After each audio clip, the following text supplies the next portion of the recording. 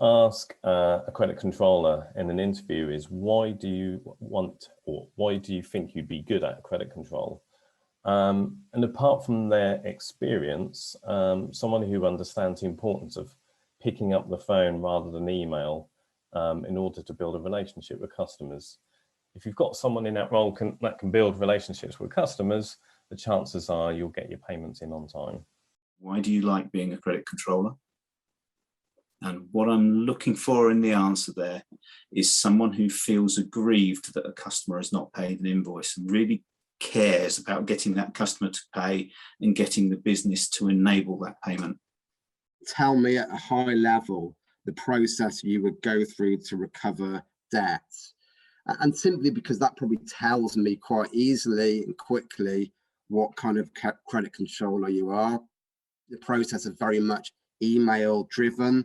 That probably wouldn't be a credit controller for me, because I like somebody that just picks up the phone and not hides behind email. Obviously, email's got a place in that process, but picking up the phone and actually developing relationships for me is one of the most important things in that role.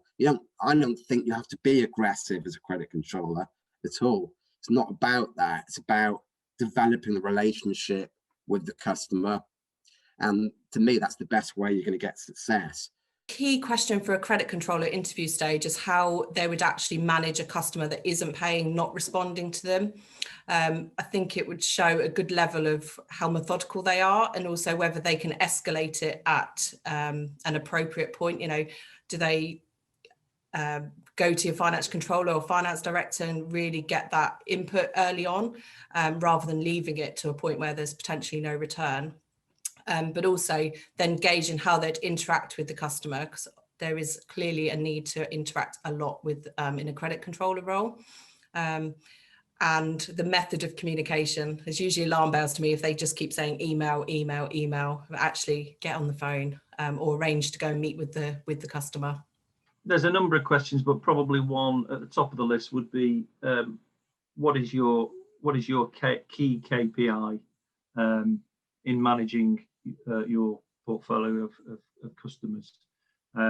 Again, what you can measure, you can manage. Every business has to have key KPIs to manage that business. The answer I'd be looking for would be something like, what's my percentage of debt overdue or overdue 30 days, and how is that moving as a percentage against total debt?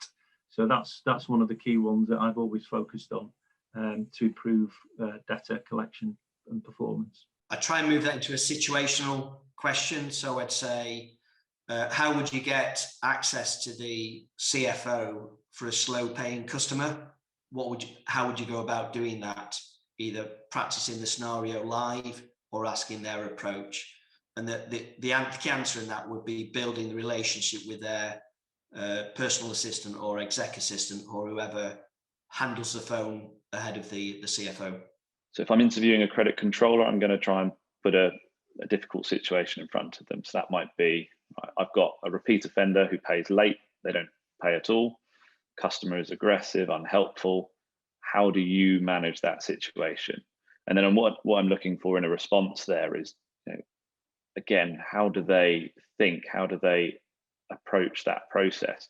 Do they hide away from the challenge and think, right, I'm going to go to email, in which case that's potentially good because you're keeping a record, but is it bad because you don't have that personal touch and ability to progress with the client? One of the key things I'll be looking for in a credit control is that they actually understand the relationship factors of the existing business and their customers, and they're able to build those relationships going forward.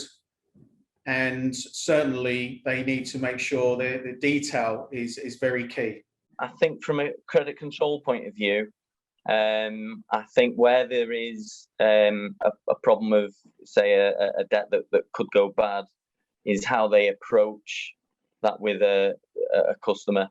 What I've seen is, credit controllers who, send emails and get frustrated, and the business isn't receiving the payments that they're due. And then there's almost do we give up? Do we go legal? often I think that the best thing is to ring up a potential business that is in trouble or doesn't want to pay, and just have a conversation with them, and try and come to some sort of arrangement, particularly if in the world that we're living at the moment, times are tough, and particularly over the last 12 months or so, businesses have been struggling. There's cash flow problems. I think try and be sympathetic and understanding to that.